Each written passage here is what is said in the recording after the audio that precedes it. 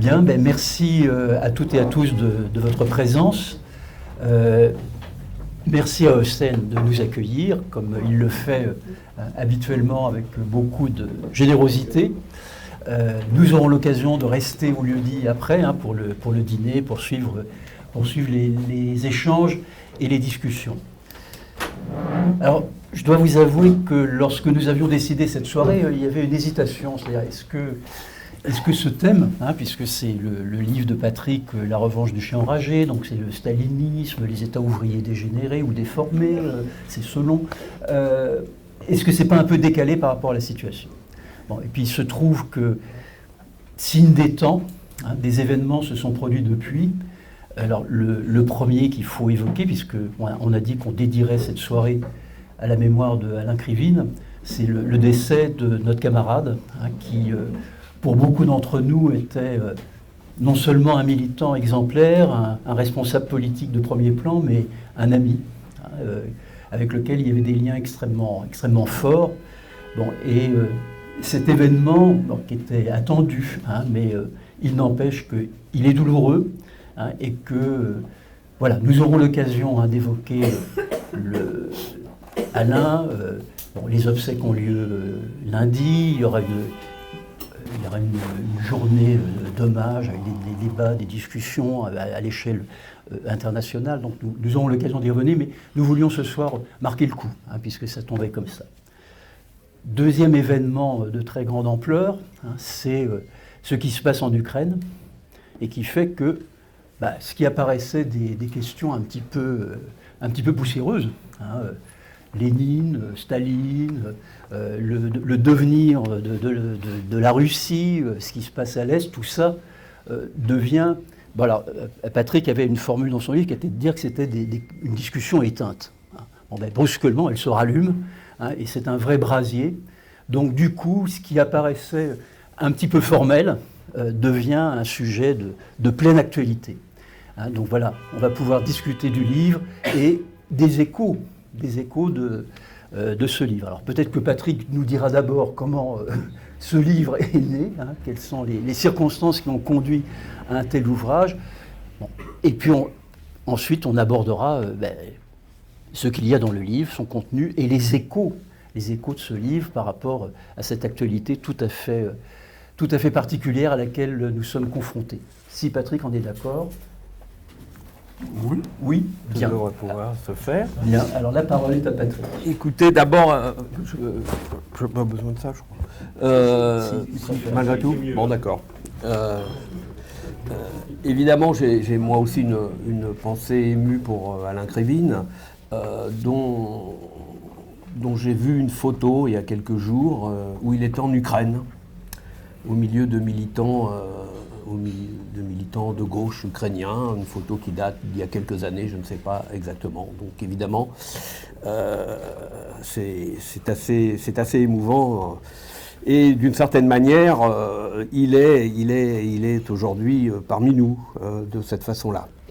Alors, c'est vrai que quand Francis m'a proposé de parler du livre que j'ai écrit, qui est sorti donc en décembre, si je me souviens bien.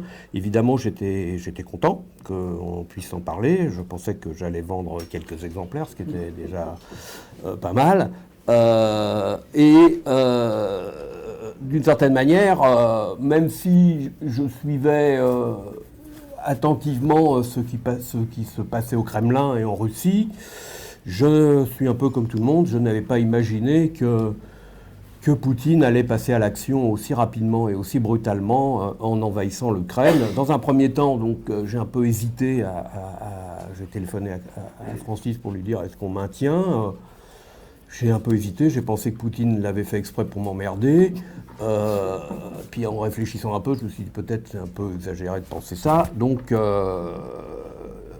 évidemment, ce faisant, il a ramené, comme l'a dit Francis, la question russe, de la manière dont, un peu la façon dont on en a parlé pendant des décennies, et probablement des décennies avant que moi-même je commence à en parler. La question russe est revenue au premier plan. Je ne sais pas si vous avez remarqué, quand vous écoutez les commentateurs, tout le monde, y compris nous d'ailleurs, je crois, on se mélange un peu les pinceaux.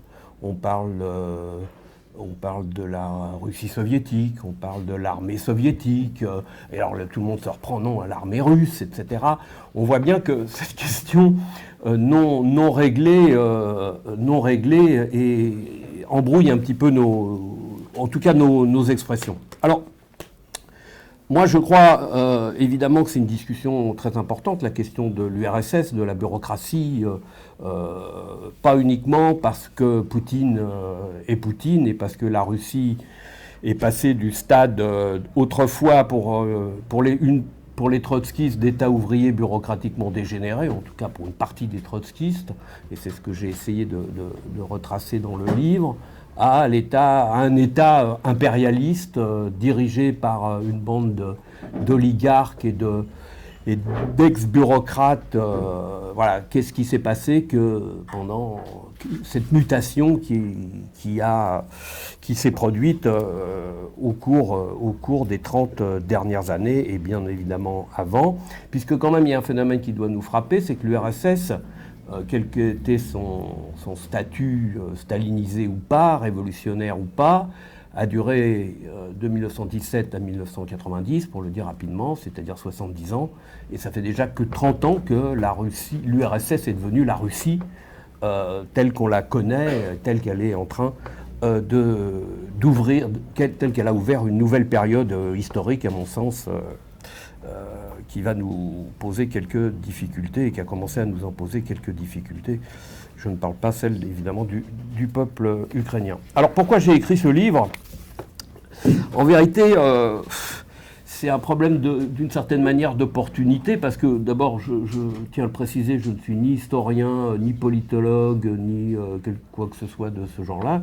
Je ne suis qu'un militant de longue date, mais je ne suis quand même qu'un militant, donc écrire un livre, pour moi, était quand même un peu une gageure, surtout sur ce sujet-là, qu'au cours de ma vie militante, je n'ai jamais extrêmement maîtrisé.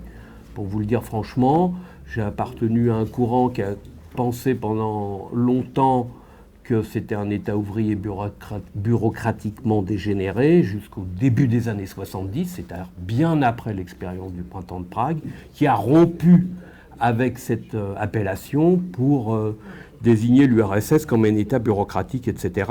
Je vous avoue que moi, ma réflexion sur la question, je crois pour beaucoup d'entre nous, par ailleurs, indépendamment des appartenances des uns et des autres, était plutôt faite d'hésitation que de certitude. Alors, pourquoi j'ai écrit ce livre ? Parce qu'au moment où on a avancé dans la traduction et la publication du Staline de Trotsky, qui est paru à la fin de l'été dernier, qui nous a pris quand même plusieurs années de travail, qui est une version complète de la biographie. Il nous est apparu, et il m'est apparu quand même, que ce livre terminé, en vérité pas terminé en 1940, puisque Trotsky, comme vous le savez, n'a pas pu le terminer, était un livre inachevé, et que depuis, évidemment, sa publication, il s'est quand même passé un certain nombre de choses qui méritaient d'être rappelées, ne serait-ce que parce que l'idée était quand même de parler à la jeunesse, et pas de nous parler à nous, militants de longue date, etc., mais de parler aux générations d'aujourd'hui, à celles qui vont éventuellement préparer une issue révolutionnaire à la crise du capitalisme. Donc, on a pensé que ce serait bien de retracer un peu ce qui s'était passé entre la mort de Trotsky et la mort de son personnage, 13 ans plus tard, et évidemment, quelques décennies plus tard, la mort même du système soviétique, de l'URSS, que Trotsky, jusqu'à son dernier moment, a considéré, et j'y reviendrai, comme un État ouvrier bureaucratiquement dégénéré, en ferraillant et en bataillant ferme contre ceux qui mettaient les courants et les individus qui mettaient en cause cette caractérisation. Alors donc voilà, c'était ça l'essentiel, c'était au départ, enfin, en tout cas, un des éléments importants, c'était de retracer ce qui s'était passé, et notamment l'épisode et je reviendrai aussi, l'épisode de la Seconde Guerre mondiale et de ce qui s'est passé à l'issue de cette guerre dans les pays de l'Est et qui nous ramène d'une certaine manière à l'actualité d'aujourd'hui. Ce faisant, j'ai pensé que faire un peu d'histoire de l'URSS et du monde de 1938-1939 jusqu'à aujourd'hui avait un intérêt, mais bon, finalement, c'était assez facile de trouver des repères par rapport à ça, mais que ça avait un intérêt pour nous, c'était de replacer les débats sur la nature de l'URSS, les débats qui ont traversé le mouvement ouvrier, les trotskistes, les libertaires, les poumistes espagnols, j'en passe et d'autres, j'en oublie certainement, de retracer ces débats dans les moments importants de l'histoire, parce que j'ai quand même cette conviction profonde, même si les débats, si on les reprend aujourd'hui, peuvent apparaître comme un peu bizarres, scolastiques, dogmatiques, abscons. C'était quand même des débats qui étaient ancrés dans une réalité politique extrêmement vivante, avec la volonté, évidemment, même si les bras étaient petits, avec la volonté d'avoir au moins la tête pour intervenir dans les événements, notamment en Union soviétique. La troisième, et peut-être pas la seule, mais enfin je vais m'arrêter là sur cet aspect-là, la troisième préoccupation, c'est que moi je suis persuadé de longue date que la question de la bureaucratisation de la révolution russe, la question de la bureaucratie en général, n'est pas une affaire terminée, et que c'est une affaire qui ne s'est pas terminée avec la fin de l'URSS, quand le cadavre a fini de pourrir. La question n'a pas pour autant libéré nos esprits de l'hypothèque bureaucratique. Et contrairement à ce que certains ont pu penser, peut-être moi aussi d'ailleurs, je ne me souviens pas très bien, à la disparition de l'Union soviétique, donc du système stalinien, on a pu penser que finalement la question du socialisme était libérée. Or, évidemment, la question n'a pas été libérée parce que je pense dans la conscience générale des masses, c'est une question qui reste prégnante, même si elle n'est pas explicitée de manière explicite, mais quand même, je crois que ça pèse lourdement sur les hypothèques révolutionnaires et que donc que les phénomènes de bureaucratisation ne sont pas uniquement liés au sous-développement, ne sont pas uniquement liés à la Russie et à l'arriération de la Russie au moment de la Révolution, mais sont reproductibles, et on l'a vu ailleurs, on l'a vu à Cuba, on l'a vu en Algérie, dans des situations différentes, on l'a vu au Venezuela, encore dans des situations différentes, et on peut même l'apercevoir dans le mouvement ouvrier tel qu'il est. Et donc évidemment, ça nous pose des problèmes politiques, stratégiques, programmatiques que je crois qu'il faut discuter et résoudre, en tout cas à défaut de les résoudre, de trouver les moyens de dépasser un peu, par des mesures politiques, de dépasser un peu ces situations qui pèsent, je crois, très, très lourdement sur nous. Alors, en fait, au fur et à mesure de mon écriture, donc je me suis replongé un peu dans les livres sur la question, et surtout je me suis replongé dans nos grimoires à nous.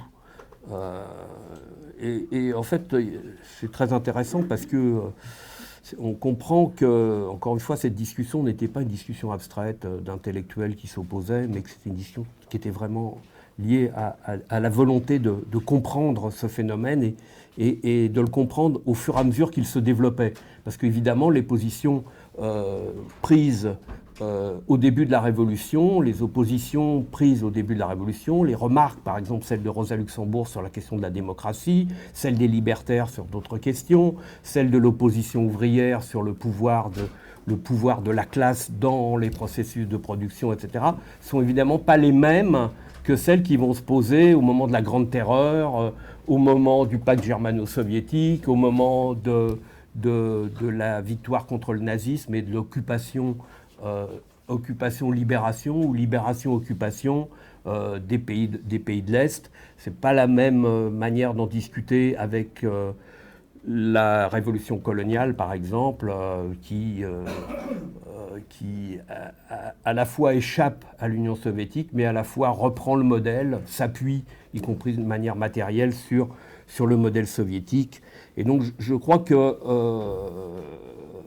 c'était, voilà, au fur et à mesure, j'ai éprouvé le besoin de gratter un peu tout ça, sans, encore une fois, avec beaucoup de modestie, et puis sans vouloir arbitrer les débats du passé, parce que c'est pas très intéressant de savoir, même si c'est pas inutile, de savoir que Crépeau s'est trompé en caractérisant la Russie soviétique de capitalisme d'État en 1937, ou que Sachman s'est trompé éventuellement en caractérisant la Russie soviétique d'impérialiste en 1939-1940, ou que Castoriadis, ou que Mandel, ou que Pablo, etc., etc. Même si tout ça est intéressant à comprendre, moi, je n'avais pas l'intention, ni la capacité à dire « ouais, ils se sont trompés, ils sont raison », parce que ce n'est pas ça qui est intéressant. Ce qui est intéressant, c'est pourquoi et comment les courants militants, essentiellement les courants attachés à Octobre, c'est-à-dire et pas les courants staliniens, bien entendu, ont appréhendé, ont essayé de qualifier à la fois l'Union soviétique et la politique qui était menée par l'Union soviétique dans les pays de l'Est et éventuellement dans les pays de l'Ouest par le truchement des partis communistes inféodés. Une des conclusions auxquelles on est tous arrivés, c'est que l'URSS et que le système soviétique, c'était ni le socialisme, ni le communisme, qu'éventuellement c'était une société de transition bloquée, mais bloquée jusqu'à quand ?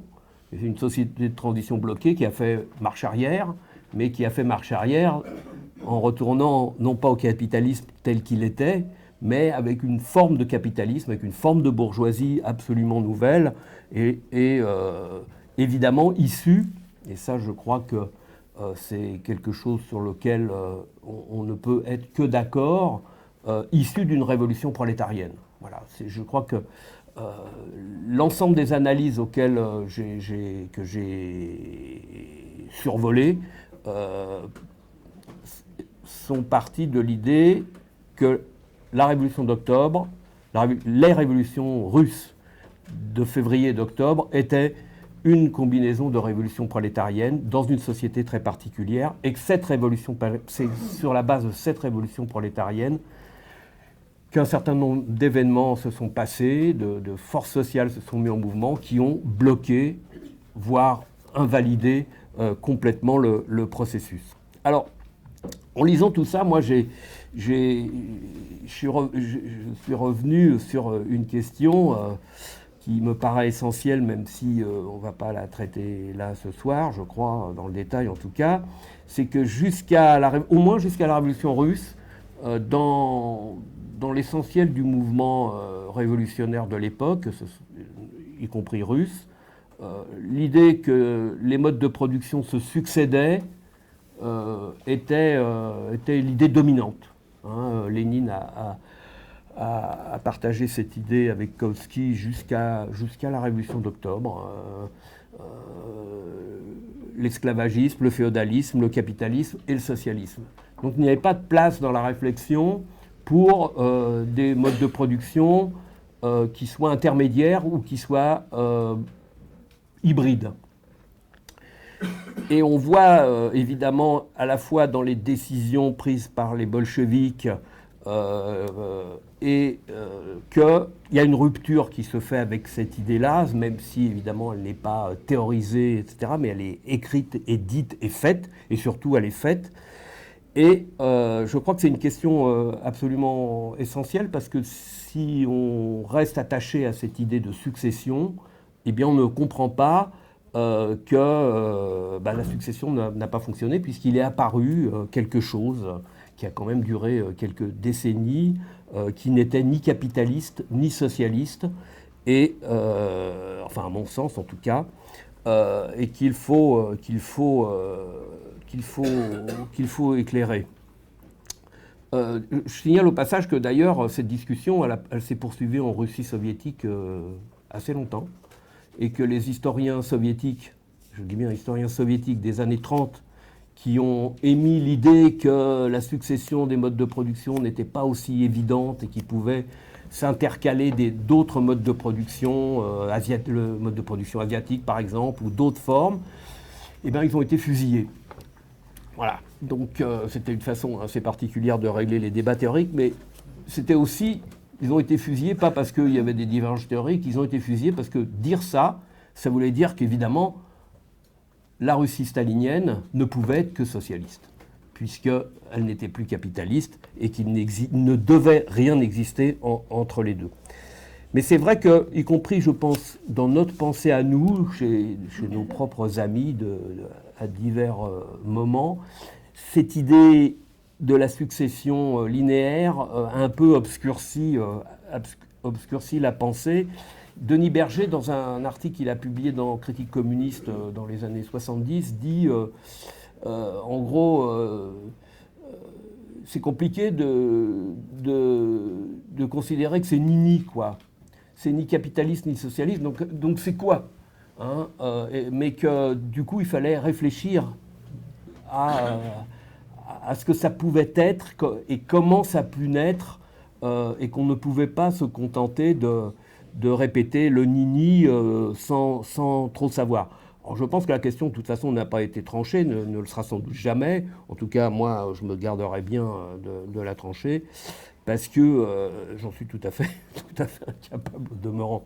Mais, alors, je ne sais pas si vous avez lu le livre, mais ce que je vous conseille, il n'est pas cher, hein, et on le trouve dans beaucoup de grandes surfaces. J'ai fait un petit chapitre sur les métaphores, parce que la discussion est pleine de métaphores, parce que les métaphores, ça permet d'expliquer aux non-spécialistes un peu ce qu'on pense, et ça permet de faire des raccourcis éventuellement.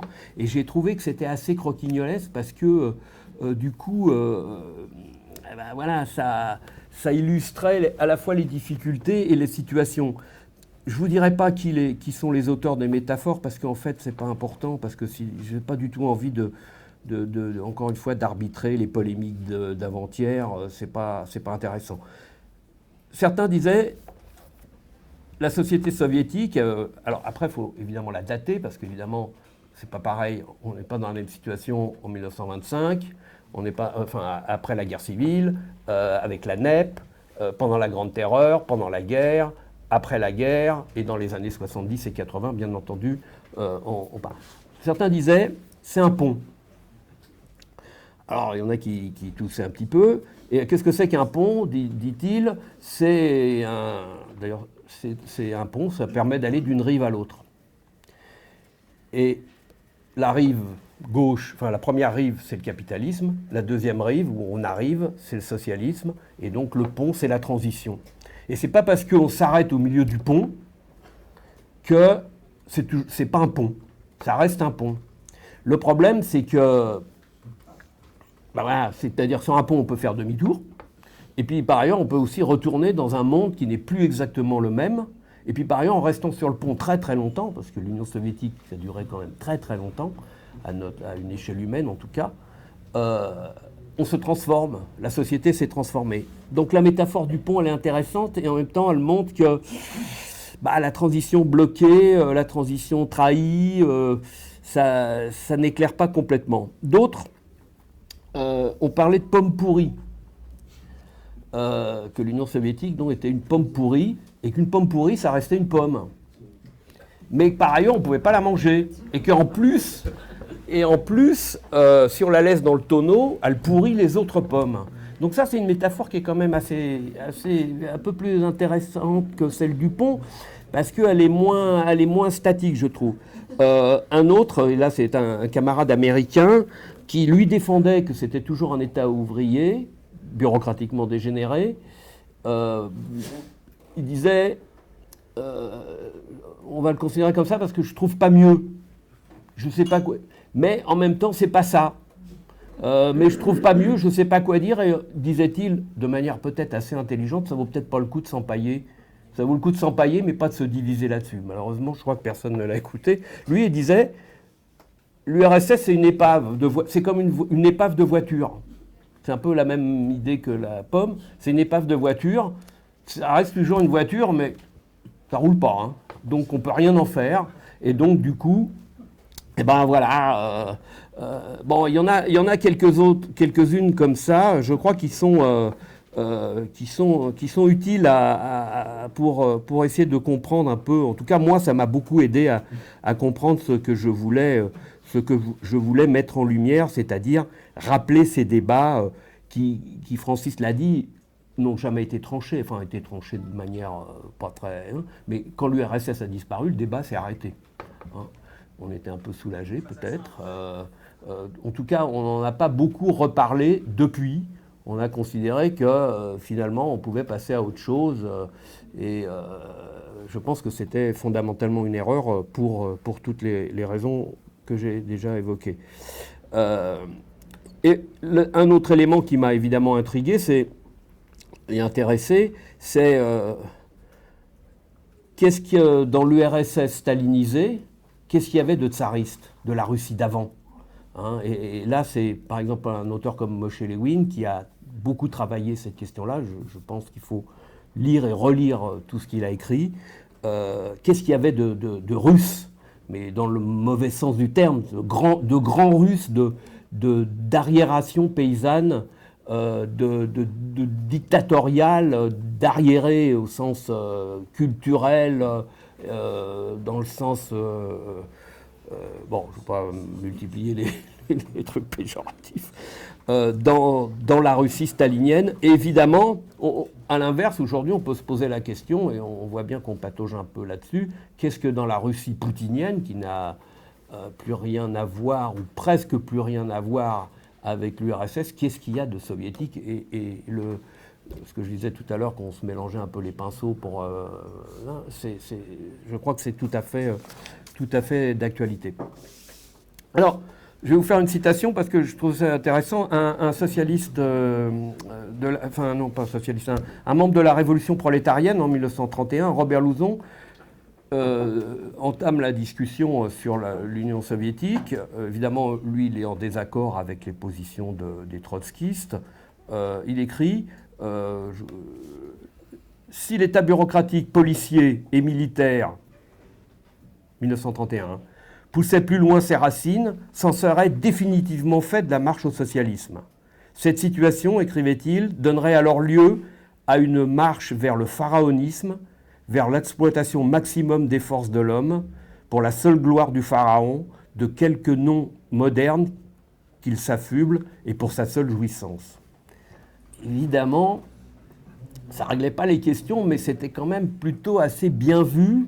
Et ça éclaire aussi la Russie poutinienne, c'est-à-dire comment on est passé de cette URSS en décrépitude avancée en 1989, et j'en dirai quelques mots si j'ai le temps, à la Russie poutinienne avec la thérapie de choc. Et en 30 années, nous avons affaire à une puissance impérialiste d'un type nouveau, avec une classe bourgeoise d'un type nouveau, qui part à l'assaut, à défaut de l'assaut du monde, en tout cas de son espace vital, à travers la conquête de l'Ukraine. Et évidemment, cette couche classe, encore une fois, ce débat n'a jamais été tranché. Moi, personnellement, je me garderais bien de le trancher, dans l'état actuel de ce que capable de faire. Cette couche... Elle est née et elle s'est développée sur la base de l'économie étatisée.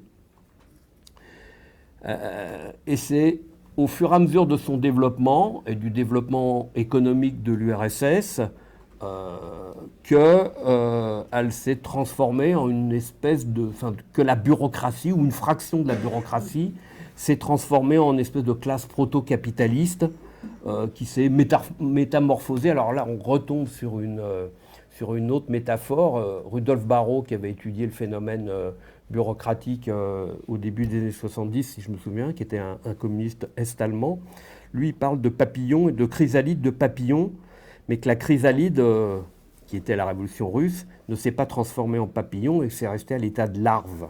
Et bon, selon lui, ça ne pouvait pas être autrement. Ça encore, c'est une autre question. En tout cas, cette bureaucratie, ces fractions de la bureaucratie qui se transforment en classe proto-capitaliste, c'est évidemment en accaparant, mais jamais en devenant propriétaire, en accaparant les biens nationaux, etc., jusqu'au moment où, évidemment, après la chute à la fin de l'ère gorbatchevienne, ils deviennent propriétaires de fait.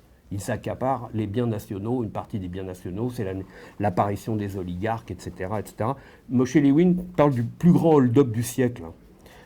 Alors évidemment, en disant qu'ils s'accaparent les biens nationaux, ça ne signifie pas que, encore une fois, que l'URSS c'était le socialisme. C'était juste une propriété étatique des moyens de production et d'échange. Moshe Lewin, encore une fois, et une dernière métaphore, lui, il parle de termites en parlant de la bureaucratie. Et moi, je trouve que c'est intéressant parce qu'il dit les termites, ça ronge la charpente. Mais pour ronger la charpente, il faut qu'il y ait une charpente. Et la charpente, c'était la propriété étatisée des moyens de production. Évidemment, à force de ronger la charpente, dont ils se sont nourris pendant des décennies, les bureaucrates, la bureaucratie, évidemment, la charpente a fini par s'écrouler et les termites se sont transformés en ce que vous voulez. En tout cas, ils ne sont passés du statut de bureaucrate au statut de propriétaire bourgeois d'un type, encore une fois, d'un type particulier. Il y a quand même un moment qui est important, je crois, de rappeler pour l'évolution de l'URSS, c'est la Grande Guerre patriotique contre l'Allemagne nazie. Vous savez tous que l'URSS a signé un pacte avec l'Allemagne nazie, le pacte germano-soviétique, qui a été l'occasion à la fois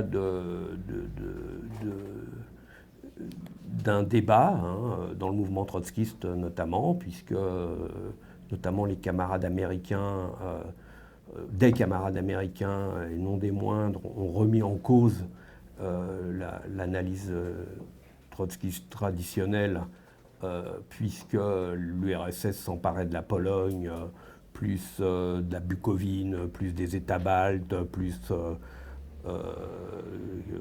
quelques bricoles, etc., qui ne sont pas sans rappeler ce qui est en train de se passer aujourd'hui, au demeurant.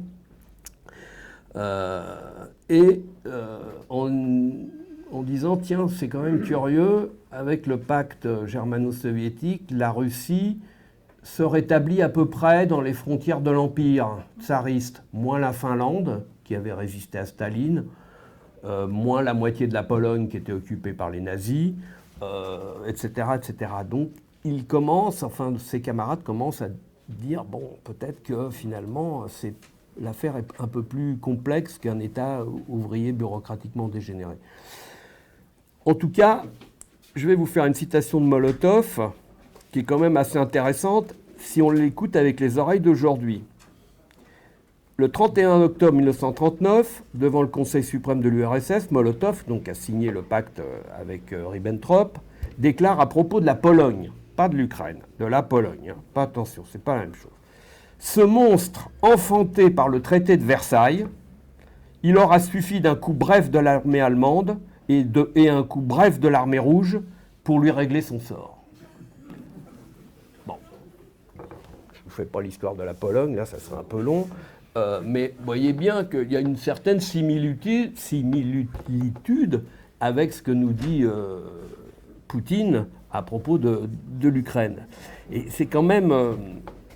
Alors, et c'est vrai que dans le décours de la Deuxième Guerre mondiale, et nous l'avons toujours remarqué, mais je pense qu'on a pris ça pour de l'opportunisme. Or, c'est bien plus que ça. La Russie stalinienne et Staline ressort à partir dans la première partie où c'est la débâcle, par ailleurs. Je ne pense pas que Poutine va subir la même débâcle, mais enfin, en tout cas, Staline subit la débâcle. Il ressort les colifichets du nationalisme russe le plus bas. D'abord, il rétablit les grades visibles dans l'armée rouge. Il rétablit des ordres de décoration en les nommant avec du nom d'officiers tsaristes, etc.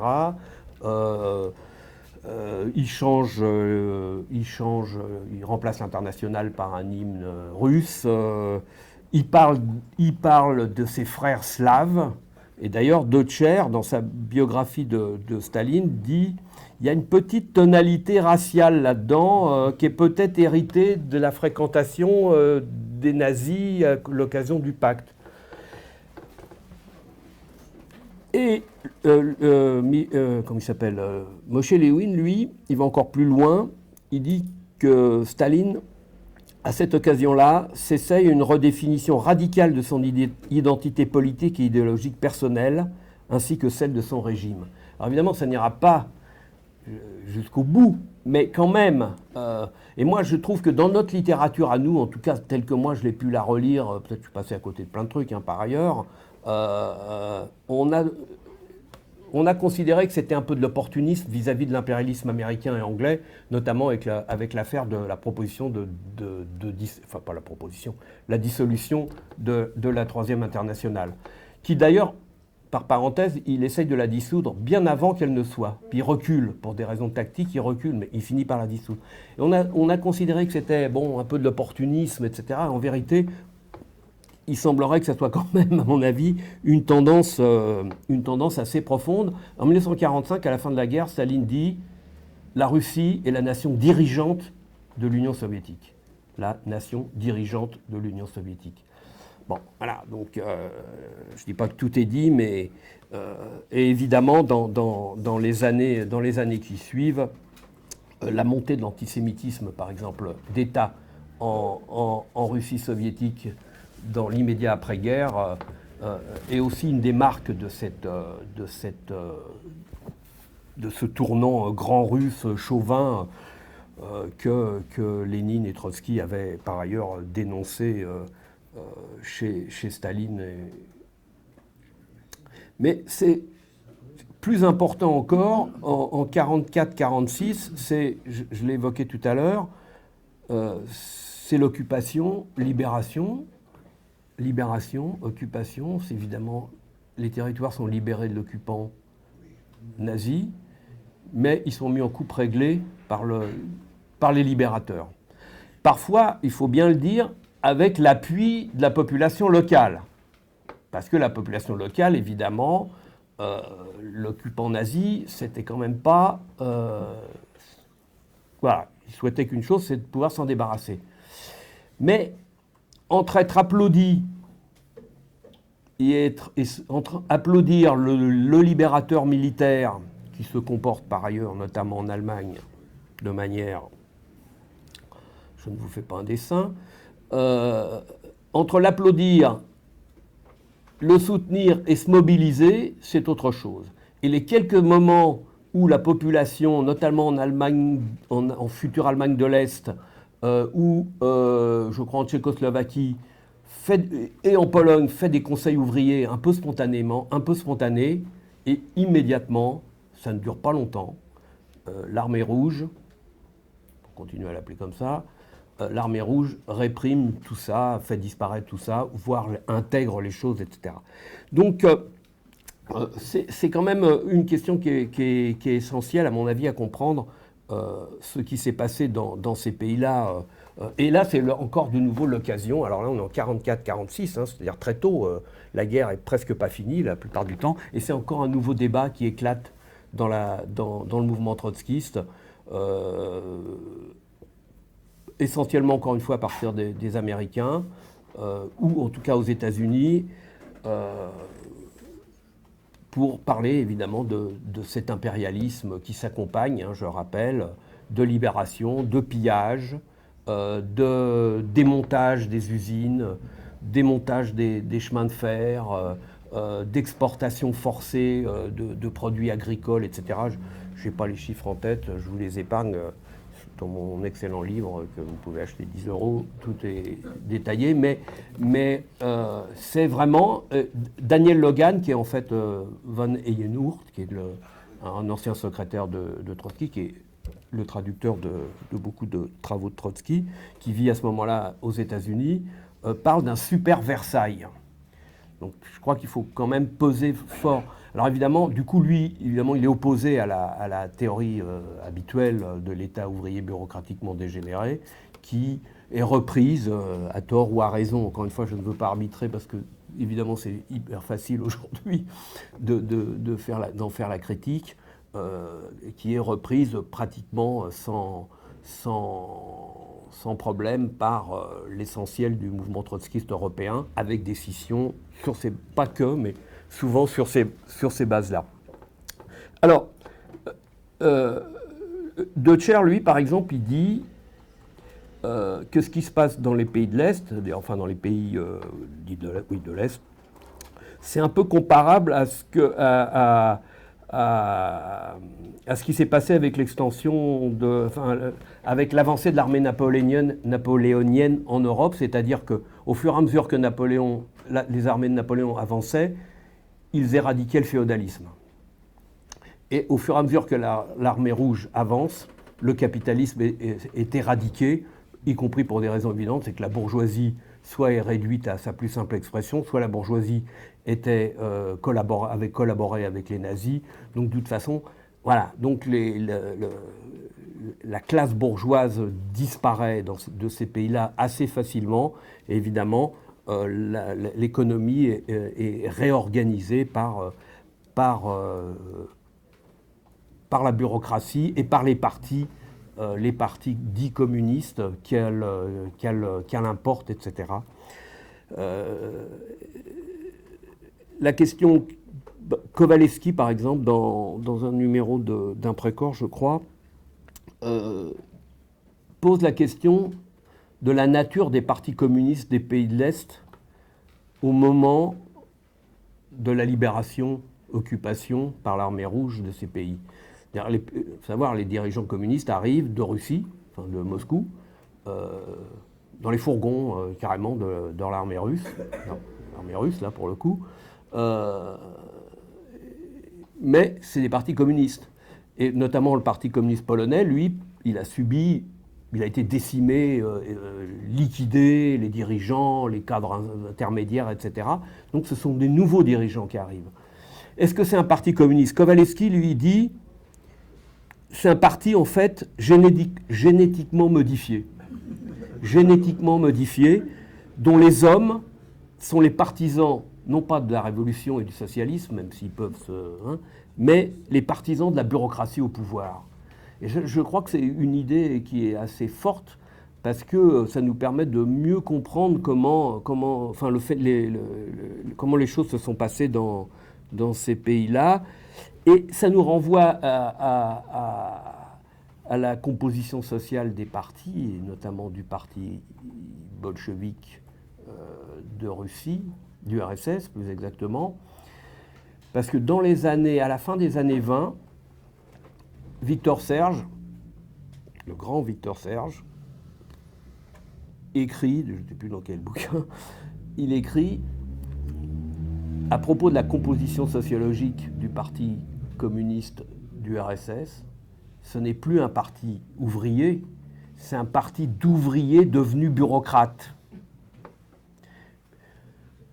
Et alors évidemment, si on prend les statistiques de l'époque, données par les uns et les autres, notamment par nos camarades staliniens, on voit les délégués des partis, alors ils sont tous tourneurs, ajusteurs, agriculteurs, paysans, pauvres, tout ce qu'on veut, mais en vérité, la plupart ne travaillent plus depuis bien longtemps. Alors évidemment, c'est une question importante. C'est une question importante de notre point de vue, y compris aujourd'hui, c'est-à-dire sur la stratégie révolutionnaire à mettre en œuvre pour éviter ce type de phénomène qu'on voit partout, qu'on voit y compris évidemment à une échelle moindre, mais qu'on voit dans le mouvement syndical, par exemple. Je vous passe, parce que ça c'est plus connu par nous, c'est ce qui s'est passé à partir de la mort de Staline. Hein, là, on connaît tout ça, Berlin, la révolte de Berlin, la révolution hongroise, la Tchécoslovaquie, le printemps de Prague, Solidarność. Évidemment, on peut s'interroger au fur et à mesure. Tout ça s'étale quand même de 1953 à 1980, c'est-à-dire un petit peu 81, un peu moins de 30 ans. On peut se demander ce que devient l'État ouvrier bureaucratiquement dégénéré, dont on commence à ne plus trop parler, hein, parce que, grosso modo, parce qu'on ne sait plus trop quoi en faire et que ceux qui mettaient en cause cette caractérisation ont souvent quitté les rangs du mouvement ouvrier en général, où se sont séparés, etc. Donc, mais quand même, on peut s'interroger sur comment ce qu'était l'URSS et les pays de l'Est en 1980. C'est vrai qu'on a eu l'intelligence, certains de nos ancêtres ont eu l'intelligence de considérer que les pays de l'Est n'étaient pas des États ouvriers bureaucratiquement dégénérés, mais des États ouvriers bureaucratiquement déformés. Avec l'idée que c'était peut-être moins grave. Bon, moi, j'ai toujours pensé, en tant que professionnellement, que la dégénérescence, c'était plus grave que la déformation. Mais bon, en tout cas, personne ne comprenait rien à cette histoire-là. Bon, enfin, tout le monde... Enfin, bon, c'était une drôle de... Bon. Alors, je vais juste conclure maintenant, parce que je suis désolé, c'est un peu dans le désordre, hein. Je vais revenir quand même sur la conclusion de Trotsky. Enfin, la conclusion, c'est pas vraiment sa conclusion, parce que son livre n'est pas terminé, mais ce qu'on trouve dans le Staline de Trotsky, qu'on trouvait d'ailleurs, je crois, dans toutes les éditions précédentes. Évidemment, et on le sait, jusqu'à la fin de sa vie, il défend mordicus que l'URSS est un État ouvrier bureaucratiquement dégénéré. Pourtant, dans son Staline, il écrit la chose suivante. C'est pas une citation in extenso, mais franchement, je ne sais pas déformer, contrairement aux États. La bureaucratie, il écrit ça donc en 38-39. Hein. La bureaucratie n'a pas encore osé recourir à la restauration de la propriété privée des moyens de production. Le processus de détricotage n'est pas terminé. Et il ajoute même une phrase assez mystérieuse, peut-être qu'il n'a pas pu aller plus loin dans sa pensée parce que son cerveau s'est arrêté. Il écrit « Le processus de détricotage semble sans fin ». Bon, c'est quand même... On ne sait pas... une fois que la plotte est vidée, normalement, le détricotage... Bon.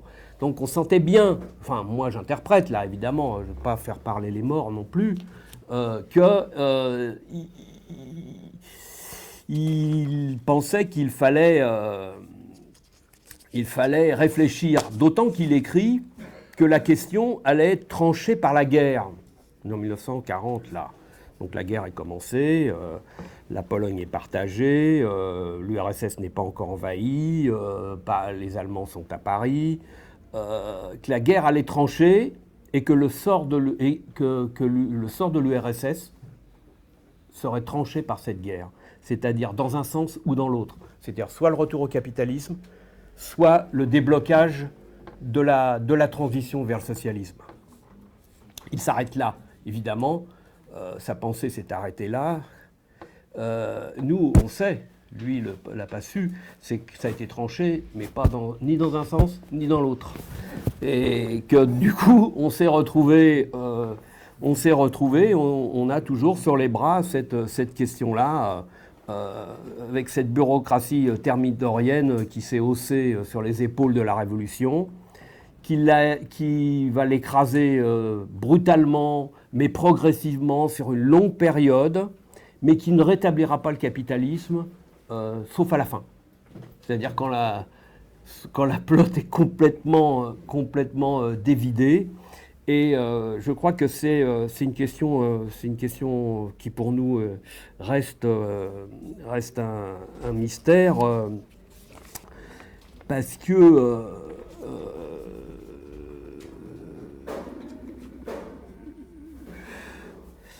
que tant qu'on n'aura pas résolu, en tout cas avancé sur ces questions-là, je crois que nous serons en difficulté pour expliquer que le socialisme c'est mieux que le capitalisme. Évidemment, c'est pas parce qu'on va l'expliquer que les choses vont se débloquer, mais en tout cas, je crois que c'est important. Victor Serge, encore lui, et je vais m'arrêter là, dans un texte en 1947, il écrit ça. Désormais, le socialisme devra faire la preuve presque préalable qu'il sera nettement supérieur au capitalisme par la condition qu'il apportera à l'humanité. Je crois que c'est une question qui nous est posée. Et que évidemment on essaye d'y répondre, mais voilà. Nos débats à nous, ils ont l'air ils sont effectivement byzantins. Je reviendrai sur la question de la défense de l'URSS par ailleurs, mais ils ne sont pas si byzantins que ça, parce que vous l'avez sans doute pas lu, mais moi j'ai lu le livre que notre ami Roger Martelly a consacré à la Révolution d'octobre, qui est paru l'année dernière. Et bien pour Roger Martelly, qui a pris ses distances il y a longtemps avec le Parti communiste, mais qui en est sorti, pour Roger Martelly, le stalinisme, c'est la forme la forme majoritaire du communisme du XXIe siècle. Entendez bien ce que je dis. Et c'est pas, on se trompe, on n'emploie pas les bons mots, on dit les communistes, le communisme. Non. C'est la forme majoritaire qu'a prise le communisme au XXIe siècle. Nous ne pouvons pas être d'accord avec ça. Ou alors, si nous sommes d'accord avec ça, nous devons renoncer à l'idée de la révolution. Je ne dis pas que Martelly va jusque-là, je n'en sais rien, je ne suis pas dans sa tête. Simplement, la question qui nous est posée à travers l'analyse de l'Union soviétique, de l'URSS, c'est aussi celle-là. Le communisme, alors on peut décider que le terme a tellement été galvaudé, enfin galvaudé est un mot un peu faible, tellement piétiné et massacré, et trahi, et néna, que à l'échelle des masses, pour le dire comme ça, c'est pas audible. Mais entre nous, on n'en est pas là. On fait pas là, malheureusement, on n'est que 50.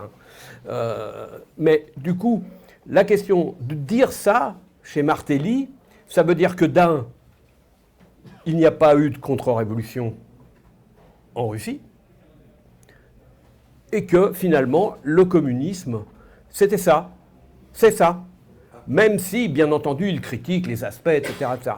Donc je crois que nos discussions et la reprise de ces discussions est évidemment une question tout à fait essentielle. La preuve, c'est que malgré la guerre qui nous tombe dessus, on est quand même là ce soir, quoi. Je pense que vous n'êtes pas venu pour me faire plaisir, donc, enfin j'espère.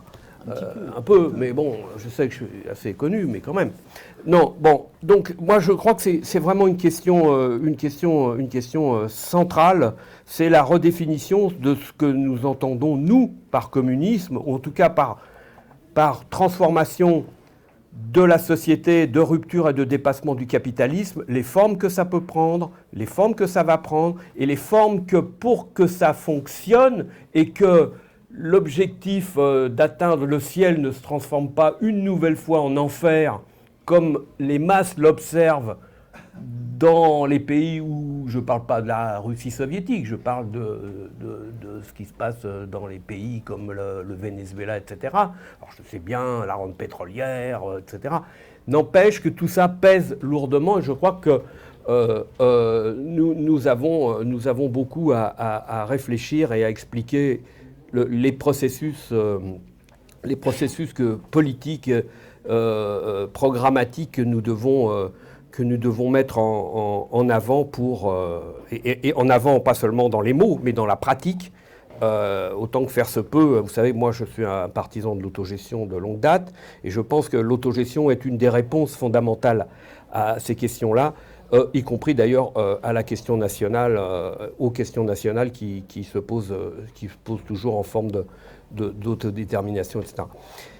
Sur la défense de l'URSS, je suis évidemment d'accord.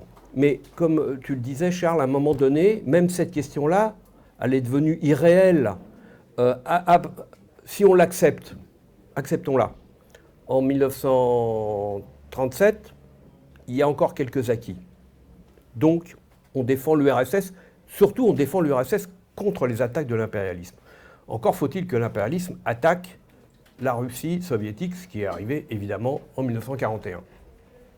Mais quand le temps passe, quand l'URSS devient l'URSS plus la Pologne, plus la Tchécoslovaquie, plus la Chine, et que tout ça forme un système malgré les contradictions internes, etc., avec l'Éthiopie dans les années 70, avec tous ces pays qui pensent que finalement, au point que Mme Carrère d'Ancos, qui maintenant défend plus ou moins Poutine d'ailleurs, par parenthèse, parce que la bourgeoisie aussi, elle intervient dans ce débat-là, pense que le système soviétique va... Voilà, on va tous y passer, quoi, en gros. Hein. Eh bien, la question de la défense ne se pose plus. Et pourtant, on le trouve encore dans nos textes, et on le trouve encore comme ça, par-ci, par-là, et la question de l'État ouvrier bureaucratiquement dégénéré reste présente, et par ailleurs est totalement incompréhensible par le commun des mortels. Quand je parle le commun des mortels, je parle le commun des mortels militants qui s'intéressent à la question de la révolution, du socialisme, de la transformation sociale, etc. Donc je pense qu'on a là tardé, alors il y en a qui ont moins tardé que d'autres, etc., mais je m'en fous de ça. On a tous, grosso modo, très tardé sur ces questions-là. Et évidemment, la défense de l'État ouvrier bureaucratiquement dégénéré, pendant la guerre du Vietnam, par exemple, elle prend elle reprend un peu de truc, pas la défense de l'URSS, mais la défense de Vietnam, enfin de la République démocratique du Nord-Vietnam. Est-ce que c'est un ouvrier bureaucratique, un État ouvrier, je n'arrive même pas à le dire, bureaucratiquement dégénéré ou déformé? Je ne me rappelle plus, comme on disait. Mais en tout cas, évidemment qu'il fallait, ça se défendait contre l'impérialisme. Mais l'URSS, à cette époque, il n'y avait aucune menace. Donc, du coup, même cette approche-là est devenue caduque et on n'a pas su l'abandonner, même si on n'en a pas fait de la propagande au jour le jour. Je ne reviens pas sur ce que tu disais sur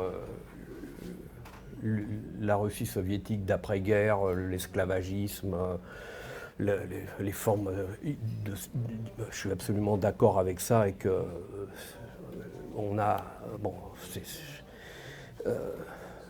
je pense qu'on a quand même sous-estimé ça parce qu'on le voyait pas et que c'était probablement camouflé aussi par les conceptions qu'on avait de l'URSS et comme né de la révolution d'octobre, etc. Sur la question nationale, oui, je suis d'accord, il n'a pas remis la nature fédérale de l'URSS en cause, sauf que je n'ai pas les chiffres en tête, mais vous les trouverez dans mon excellent livre. Les chefs d'état-major, les grands fonctionnaires, les directeurs d'entreprise dans les nations fédérées, ne serait-ce qu'en Ukraine, ils étaient russes à 80%. Voilà, ils étaient russes à 80%. Alors, il n'avait pas besoin. Il aurait pu peut-être, mais en gros, je crois qu'il n'en avait pas besoin, outre qu'il avait par ailleurs des alliés locaux, enfin, d'extraction, etc. Bon, donc je crois que ça, c'est... Bon, à mon avis, il en avait pas besoin. Je rappellerai juste quand même, parce que il faut rappeler que quand même Trotsky de temps en temps, même à nous, je ne sais plus exactement la date, mais très tôt pendant la Révolution russe, enfin après la Révolution, il monte sur la table, très énervé, parce que les fonctionnaires soviétiques, on est en 23 à 24, les fonctionnaires soviétiques en Ukraine, ils ne voulaient pas apprendre l'ukrainien. Voilà, ça les emmerdait d'apprendre l'ukrainien. Bon, ben voilà, donc il a piqué une colère, bon voilà, je ne sais pas comment ça a tourné, est-ce qu'il a réussi à emporter le morceau? En tout cas, des années plus tard, il s'est prononcé pour l'indépendance de l'Ukraine, par ailleurs. Et pas plus tard pas encore en 1939 et en 1940, en expliquant une nouvelle fois que le droit à la séparation, c'est un droit. Donc, c'est un droit tout court. Voilà, donc, sur les questions nationales, évidemment, là, on pourrait refaire une séance ou 2 ou 10 même. Donc, c'est à peu près tout ce que je voulais répondre. Je dois en oublier, mais je ne me rappelle plus. Une définition de la bureaucratie. J'avais fait exprès de ne pas répondre. En tout cas, dans un pays comme la Russie, d'après la Révolution, qui est un pays arriéré, sous-industrialisé, un pays de pénurie, d'ailleurs les révolutionnaires russes comptaient beaucoup sur la révolution allemande pour desserrer l'étau, hein, peut-être d'ailleurs trop, hein, parce que par parenthèse, peut-être que l'Allemagne de 1918 n'aurait pas été même révolutionnarisée, n'auraient pas été en capacité à répondre à leurs attentes, mais enfin c'est une autre question. En tout cas, dans un pays de pénurie, eh bien, évidemment, il faut des gendarmes pour répartir il faut des gendarmes, il y a des gens et des couches sociales, des structures sociales qui se mettent en place et qui profitent et qui organisent les choses, et puis en montant, qui ont des privilèges et qui se cristallisent de plus en plus avec le temps. Je ne sais pas si vous avez lu, moi il y a très longtemps que je l'ai lu, mais j'y pense souvent, Les enfants de l'Arbat je ne sais plus comment il s'appelle, mais de Rybakov. Dans Les enfants de l'Arbat, on voit les bureaucrates, enfin il les met en personnage, c'est-à-dire des gens qui, y compris, n'ont pas participé à la révolution, des couches et des générations qui n'ont pas participé à la révolution, mais qui en profitent parce qu'ils sont fils d'eux, parce qu'ils prennent les postes, parce qu'on leur donne les postes, parce qu'ils vont dans les bonnes écoles, etc. etc. Et c'est comme ça que se cristallisent les échelons les plus bas de la bureaucratie. Je ne parle même pas des échelons de la haute bureaucratie qui vont devenir les oligarques, etc. À la fin de l'URSS. Et ça, je crois que si on revient à notre niveau à nous, ici, aujourd'hui, il n'y a pas de bureaucratie, mais il y a des bureaucrates, oui, il y a des bureaucrates, et que politiquement, la lutte contre les bureaucrates d'aujourd'hui et contre les phénomènes, pas pour les dénoncer comme des méchants garçons, des méchantes filles, mais contre le fait que ça peut se cristalliser en bureaucratie. Je pense que ça passe par des mesures politiques, ça a été évoqué, la rotation, etc., etc. Et je crois que ça fait partie de nos tâches de révolutionnaires d'aujourd'hui. Comme le disait Victor Cher, je montrais que non pas que ça ne va pas se produire, mais qu'on se donne les moyens que ça ne se produise ou pas, ou le moins possible. Parce que si l'avenir de la révolution, c'est la bureaucratie, la pénurie et le manque de démocratie, franchement... c'est la fin de l'homme rouge. C'est la fin de l'homme rouge.